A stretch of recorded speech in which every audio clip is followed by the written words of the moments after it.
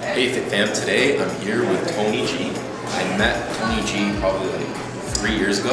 And one thing that I noticed from Tony, other than the fact that he's really funny, is able to break down information in very digestible, funny, and easy fashion, is his beautiful hip hinge. The simplest way to break down the hip hinge is, to break it down. A lot of people, just starting people on the floor, like having them do a regular glute bridge, just learning how to hinge from their hip and not crank through their lower back. So having somebody do a regular So just getting standard down. hip hinge, having them stay on their back, making sure their feet are flat. I like to tell people, whether they stay flat-footed or whether they want to point their toes up, I don't care. Really what I'm looking for is I want them to push their heel. And then when they hip hinge out, that they really finish the glute and not hyperextend. And a lot of people are like, oh, I'm hip hinging, but no, you're going through your lower back now. And we want to get them to dissociate using the lower back and more getting motion from their hip. So that would be like the simplest hip hinge from starting from the ground. They're a lot more stable here. If they can't do it here, the likelihood they're going to be able to do it standing up, and not only that, standing up with a weight in their hand or on their back, it's probably going to be pretty slim. The next up, we can stand up. Put your arms out in front, locking your rib cage down, bracing your abs, and telling them to okay, the wall. I don't even want to tap the wall with your butt. You're good there, right? So we'll kind of just wiggle forward a little bit. We're going to get as far as you can. Same thing. Lock yourself down. Push your hips back.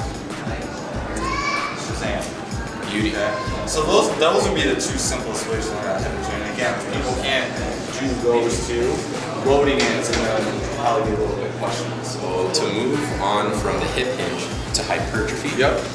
through an exercise perspective now, what is the best bang for your buck to get that hypertrophy once we gain this hip hinge prerequisite?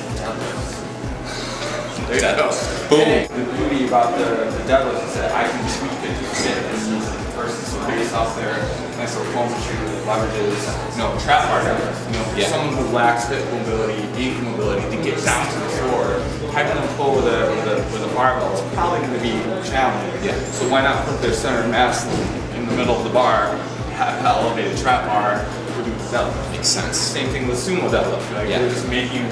We're changing the leverages to fit, to let the movement fit their leverage. So making it more user-friendly is the best way to put it.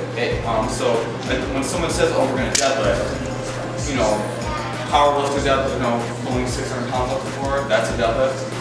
Grandma picking a bag of groceries off the floor is a deadlift. So, and it's a hip hinge.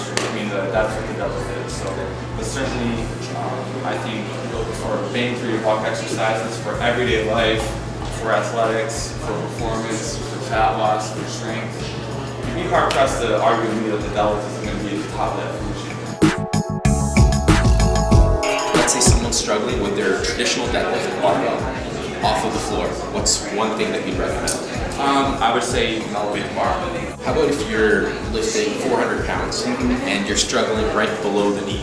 What's one accessory work that you'd like to get? So we can. I'll start doing pause deadlifts, or just stacking it on blocks and using it. Now the barbell can actually bend. We can learn to get slack out of the bar. That's going to be an excellent accessory.